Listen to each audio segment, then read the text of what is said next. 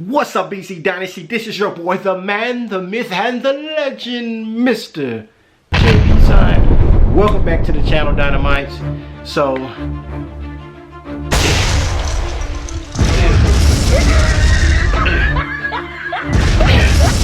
let's bring out these scripts.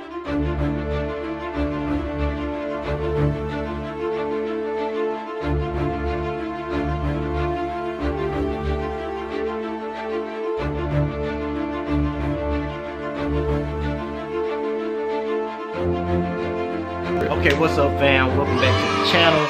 So what we're gonna do today, y'all, I'm gonna show you guys some research into a lot of the information I've been finding out when we talk about the West African blacks or the Negroes, when you talk about the Bantu tribes, the Yoruba, the Igbo, and a lot of these other Hebrew Israelite in origin tribes found in West Africa. Now, as you know, most African Americans come from one of these different groups that I mentioned, the Bantus, Yoruba, Igbo, and as you may or may not know, a lot of these tribes in Africa have a oral tradition that goes back to the Middle East, quote unquote, right, or the land of Israel.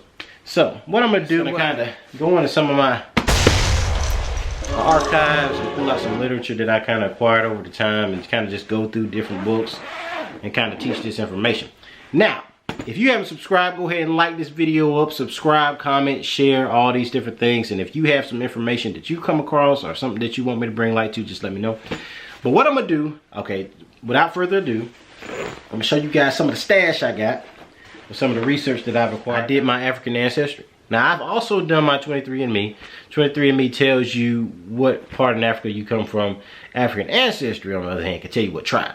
So I found out from African ancestry that your boy is the Yoruba, come from the Yoruba people of Nigeria.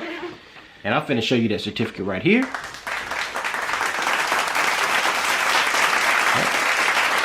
think it has it on it. And I also got one made, y'all, for my son, which I may have already told you guys. I'm gonna show you a copy of that. Because as you know, the paternal haplotype group it does not change from father to son to grandson, uncles, all of that. It gets carried on with all the males. The males carry the paternal haplotype group. So, now, as you guys know, the Yoruba people have an oral tradition of going back to the land of Israel, per a lot of scholarship, but I'm gonna show you Derek Lang, prominent anthropologist who spent more than 15 years in Africa. And he's documented that the oral tradition, that the customs, that all the things that the Yoruba do to this day, not eating pork, Passover, having a Torah scroll, the Beni Ephraim being well documented. It's a lot of evidence on that. So, on my previous video, I kind of showed you guys the Jewish encyclopedia that also vouches for the fact that the Yoruba go back to the Middle East or the land of Israel. Most scholars believe they go back to the tribe of Ephraim. And you can find that per the Jewish encyclopedia also has this information in it. Here's some of that information. I hope it shows up right. About in Nigeria, the Igbo, and it goes into the Yoruba.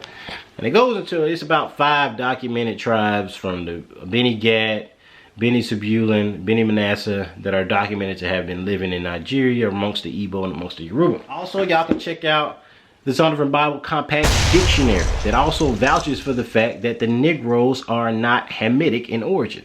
That Negroes are not a part of Ham's son. And some of you may or may not know how big that is, that the Zondervan Bible Compact Dictionary attests to the fact that black people, quote unquote, in the Americas and that came here through the transatlantic, not just to the Americas, but to the islands and all that stuff, but that we are not Hamites. A lot of people like to say, oh, black folks, y'all got the curse of Ham on you. You know, if y'all don't know who Ham is, Noah had 3 sons, Ham, Shem, and Japheth. And that's where all modern people groups come from. Japheth is a lot of the European countries. Shem is the father of the Hebrews. And Ham is the father of the dark races like the Egyptians, Ethiopians, and that kind of thing. For the longest time, they said black people was Hamites and we was just Africans, but history and scholarship does not attest to that.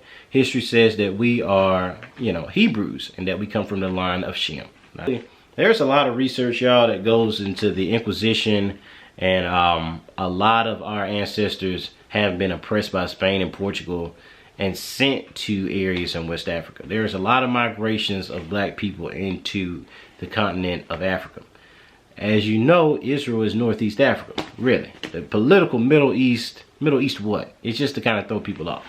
But our people have been migrating into Africa from Joseph going into Egypt, Christ fleeing into Egypt to hide from Herod. I mean, in 70 AD, over near 1 million Jews fled into Africa. But at different periods, our people have been going back and forth because it's the same continent and we can blend in with the people, right?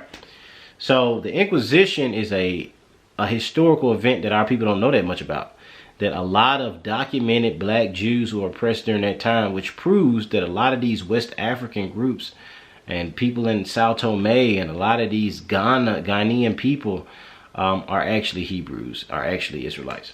So I'm gonna show you guys some of the books I got. I think the title Critical Review or Annals of Literature. Like, our people will hear a book like this and think it's some literature book and think it's some kind of reading or some kind of plays or something. But Esau, or Europeans, are known for hiding a lot of this stuff. Okay, now let's start reading. It says, King John II in 1492 expelled all the Jews to the island of St. Thomas, which is in Africa, which had been discovered in 1471, and to other Portuguese settlements on the continent of Africa. And from these banished Jews, the Black Portuguese, as they are called, so it's saying these banished Jews are known as the Black Portuguese. So that means they black. And the Jews in Luango, who are despised even by the very Negroes who they are descended from. So you could, by that it's saying that there was a lot of beef in Africa from these different Jewish groups that were there, that they were despised by their own people, which that kind of spirit still goes on to this day. But basically, what we don't know is that the Inquisition was the oppression of the Negroes. The word Negro just means black. And during that time, they called the black Jews Negro or Niger, or a lot of these Latin terms just meaning black. So the Black Portuguese, another title for these black Hebrews, were banished to Africa in around 1471 by King John II, King Ferdinand and his wife. It was a long event of these kings getting permission from the Catholic Church to wage war against Jews because of customs that they kept, which is the commandments of our God. So if black people knew the history that our forefathers were oppressed for keeping the Sabbath, oppressed for not eating pork, for naming their kids Jewish names, for putting fresh linen on the Sabbath. Like, a lot of this history, the Inquisition is also the history of the Negro. And our history goes back so far, and a lot of oppression and our people's customs being changed and us being banished from keeping certain statutes, which this explains why we're in the condition we are today. It has been a long, systematic process of oppressing God's people and stripping them of their heritage, which is now the Most High is waking his people up. That we are the people of the book, that the ancient Jews and Israelites were black people. And that's just one book that says it out of countless that I have, y'all. I'm just going to try to kind of go through different books with you guys. And that next book, textbook, watch this. The origin and history, etc. of the colored peoples, 1841. A lot of these books have a long historical timeline. They're not contemporary books is what I'm saying. It's not recent books. You're going to have to kind of search to find this history out. But I'm just going to flip to the very last page in this book, and I'm going to put it up on the screen.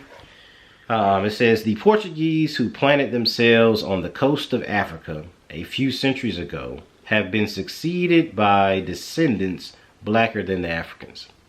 A stronger case still is to be found in the fact that the descendants of a colony of Jews originally from Judea to the coast of Africa are black. Put that back. Okay, that's another book in scholarship. Christ prophesied that when you see these things take place, right?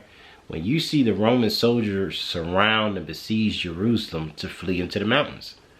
And they knew what that meant. The mountains, because you got to keep in mind, Israel's on the same continent as Africa. It's the same. Israel, or the Middle East, is Northeast Africa, really.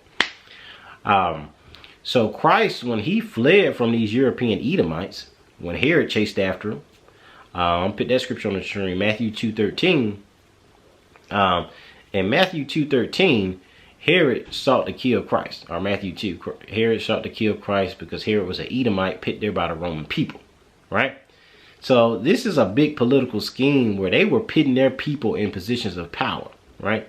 In Matthew 2, it just shows you that the Romans, they put white Edomites in charge in key positions like the priest, some of the scribes, the Pharisees. That's why in Romans 9 it says not all are Israel that are of Israel. Or not all are of Israel that are Israel.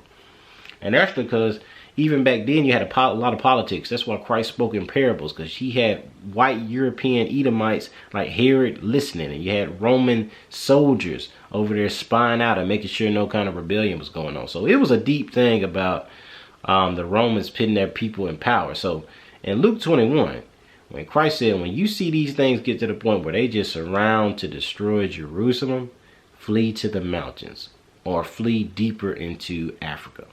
And that's what Christ did to run from here. The angel told Joseph and Mary to go to Egypt. So in Luke 21, it says, it prophesies, Christ does, he prophesies that Israel would flee into the mountains, those that escaped. And in AD 70, General Vespasian and son Titus, they surrounded Jerusalem, sieged it, and over 1 million Hebrews fled into Africa. Now that's one migration. They had a lot of different colonies of black Jews going into Africa at different periods. Some were banished in the 1400s during the Inquisition. During the Inquisition with Spain and Portugal, they were banishing these black Jews again and back into Africa. The ones that they took to Spain as slaves, the ones that wouldn't adopt Roman Christianity, Catholicism. See, a lot of this stuff our people don't know the history of. So I'm just kind of breaking some of this stuff down, y'all. I'm gonna do like a couple of these videos. Here's these two books that I'm going over today, both around the 1800s. Both of them attesting that during the Inquisition, these were black Jews that were sent to Africa. So our people have been at war against Roman Catholic Christianity for quite some time. So this stuff is deep, y'all. And I got a lot more knowledge, y'all. I'm trying to tell you. I get passionate about this stuff, man. I'm telling you. I got a whole lot of this. This video is going to be a little bit longer than the other ones. I'm going to try to keep it under 20 minutes. But yeah, y'all. So, can't wait to see y'all in the next video. This your boy JB Zion on the track, bringing y'all this history, bringing y'all this identity. Me, you, we. It's all the same. We're the same people. We're the same family. We're the greatest family that has ever lived on this earth. The children of the Most High. The seed of Israel. So peace out, fam. Shalom, peace, blessings to the 12 tribes scattered. All praise to the Most High. Yahweh Hashem Yahweh Shai. And I'm gonna be back with these scripts, back with this history on another video. This your boy JB Zion signing out. Pup. Peace.